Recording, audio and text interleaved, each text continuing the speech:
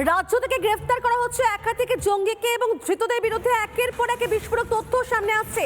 ভারতের সীমান্তে বাংলাদেশের সিম ব্যবহার, ভারতে বসে তাহলে কি জঙ্গি কার্যকলাপ চালানোর ছক কষা হচ্ছে? কারণ সীমান্তে সেখানে দেখা যাচ্ছে অনায়াসে ব্যবহার করা যাচ্ছে বাংলাদেশের সিম। বাংলাদেশের নম্বর থেকে ভারতীয় নম্বরে অনায়াসে ফোন পর্যন্ত আসছে। ওপারে সিম ব্যবহার করে এপারে বাড়ছে দুষ্কৃতী দৌরাত্ম্য। গোয়েন্দাদের তৎপরতা কিন্তু বেড়েছে এবার সীমান্তবর্তী এলাকাতে। এবার গোয়েন্দাদের নজর রয়েছে সীমান্তবর্তী এলাকাগুলিতে, কারণ যেভাবে সেখান থেকে সিম চলে আসছে এখানে এবং সেই বাংলাদেশের সিম কিন্তু ব্যবহার করা হচ্ছে ভারতে। দেখাবো আপনাদেরকে একটি বিশেষ প্রতিবেদন, প্রতিনিধি টিটবে।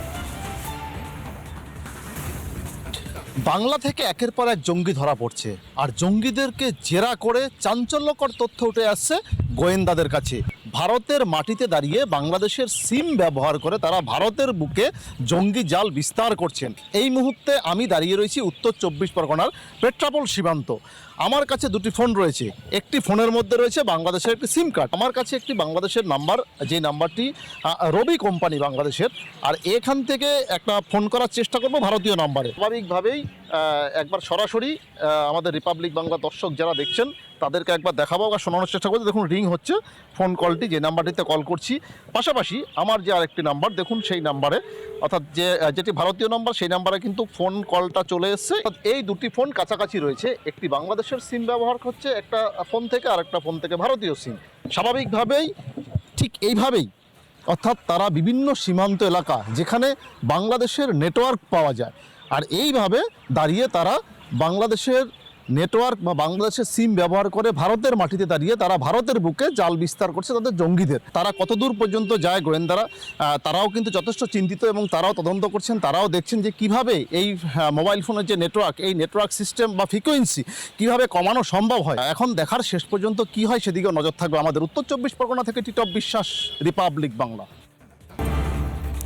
ফের রাজ্যে গ্রেফতার এক বাংলাদেশি। দক্ষিণ দিনাজপুরের হিলি চেকপোস্ট থেকে গ্রেফতার বাংলাদেশিকে গ্রেফতার করেছে হিলি থানার পুলিশ। ধৃতের বাড়ি বাংলাদেশের বগুড়া জেলায়। ধৃতের কাছ থেকে উদ্ধার হয়েছে ভারত এবং বাংলাদেশের পাসপোর্ট। ভারতে এসে জাল পরিচয়পত্র তৈরির অভিযোগ রয়েছে তার বিরুদ্ধে। রাজ্যে আবারও গ্রেফতার এক বাংলাদেশি। দক্ষিণ দিনাজপুরের হিলি চেকপোস্ট থেকে গ্রেফতার বাংলাদেশিকে গ্রেফতার করেছে হিলি থানার পুলিশ।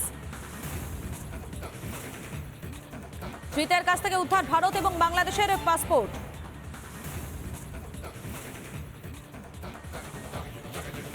তার নাম ছিল রাতুল বসাক। তার কাছ থেকে জাল পাসপোর্ট পাওয়া গেছে আর কিছু ডকুমেন্টস পাওয়া গেছে। মানে সে তার পাসপোর্ট নিয়ে ইন্ডিয়া থেকে বাংলাদেশে যাওয়ার চেষ্টা করছিল। এবার ওখানে আইসিপিতে দেখা যায় যে তার যে পাসপোর্টটা আছে সেটা লুক আউট নোটিশ আছে। সেই জন্য পুলিশ তাকে গ্রেপ্তার করে এবং আজকে ফরওয়ার্ড করেছিল এবং তার জন্য 5 দিনে পুলিশ কাস্টাডি প্রেয়ার ছিল, সেটা কোর্ট কনসিডার করে 4 দিনের পুলিশ কাস্টাডি মঞ্জুর করেছে। একটা হচ্ছে ট্যুরিস্ট ভিসা, একটা হচ্ছে স্টুডেন্ট ভিসা। এখানে অনেক আমাদের কাছে এই ব্যাপারগুলো সামনে আসাতে আমরা জানতে পারছি যে অনেক মানুষ, অনেক বাচ্চা ছেলে মেয়েরা এখানে পড়াশোনার সুবিধার্থে স্টুডেন্ট ভিসা করে নিয়ে চলে আসা। কোনো স্টুডেন্ট ভিসা করে ঢুকলো, কেন্দ্রীয় সরকারের একটা দপ্তর রয়েছে, যে ভিসাতে আসলো সেই ভিসার মেয়াদটা কতদিন, তার মধ্যে সেই লোকটি ফেরত গেল কিনা। এখন প্রযুক্তির যুগে বর্ডারে বোতাম টিপলে সব বেরিয়ে যায়। কেন কেন্দ্রীয় সরকার উদাসীন হয়ে থাকছেন? কেন্দ্রীয় সরকারের এই উইংস কেন বর্ডারে যে মানে যাতায়াতের যে করিডোর রয়েছে সেগুলোতে প্রযুক্তি টিপলে বলা যায় যে এই লোকটা কত বছর আগে এসছে, কতদিনের ভিসা, কোথায় আছে, সমস্ত কিছু তথ্য তাই সেখানে লিপিবদ্ধ থাকে। তাহলে সেখানে তারা দেখছেন না কেন? সেখানে তারা খোঁজ নিচ্ছেন না কেন? যে কোনো বর্ডার ডিস্ট্রিক্টগুলোকে এই জঙ্গিরা বা এই মানসিকতা, জামাত থেকে শুরু করে এই ধরনের মানসিকতার যারা লোক আছে, যারা উগ্র চিন্তাভাবনা বিশ্বাস করে, তারা ডেমোগ্রাফি চেঞ্জ করার জন্য এই জেলাগুলোকে ব্যবহার করছে এবং এই জেলাগুলোতে পলিটিক্যাল পার্টিরা ব্যবহৃত হচ্ছে। কয়েকজনকে ডাকা হয়েছে কুমারগঞ্জে, শোনা যাচ্ছে সে এক কংগ্রেস নেতার আত্মীয়, কেউ তৃণমূল নেতার আত্মীয়। অর্থাৎ সব ব্যাটাগুলো একসাথে হয়েছে, যার মাধ্যমে এরা বাংলাদেশের মতো পরিস্থিতি পশ্চিমবঙ্গে তৈরি করতে চাইছে। সেজন্য পশ্চিমবঙ্গের হিন্দুদেরকে এবং অন্যান্য শুভবুদ্ধি সম্পন্ন মানুষকে সঠিক পথে চলতে হবে, সঠিক সিদ্ধান্ত নিতে। পুলিশ ভেরিফিকেশান অন্যতম গুরুত্বপূর্ণ বিষয় হচ্ছে আপনার পাসপোর্ট তৈরি ক্ষেত্রে। পুলিশ ভেরিফিকেশান কী হয় আপনারাও জানেন। আপনার কাছে চিঠি যাবে, 5,000 টাকা ধরিয়ে দেবেন পুলিশ অফিস। এখন অবশ্য রেটটা বেড়ে গেছে, আমার সময় 5,000 নিয়েছিল, তো স্বাভাবিকভাবে দিয়ে দেবেন, তাহলেই হয়ে যাবে। আর এবারে আমাদের যে খবরের দিকে নজর থাকবে, জামাত বা এবিটি নয়, ক্যানিং থেকে গ্রেফতার জাভেদ মুন্সির সঙ্গে রয়েছে লস্কর-ই-তৈবার যোগ। শুধু তাই নয়, পাকিস্তানে প্রশিক্ষিত জাভেদ উচ্চ ক্ষমতা সম্পন্ন আইইডি তৈরিতেও সিদ্ধহস্ত ছিল। বাংলাদেশে লস্করের হ্যান্ডেলারদের সঙ্গে যোগাযোগ করতেই তার বাংলায় আনাগোনা বলে সূত্রের খবর। জাভেদ মুন্সির যে মূল সংগঠন তেহরিক উল মুজাহিদিন, সেই তেহরিক উল মুজাহিদিনের মূল যে হেডকোয়ার্টার সেটা হচ্ছে পাক অধিকৃত কাশ্মীরের মুজাফফরাবাদে।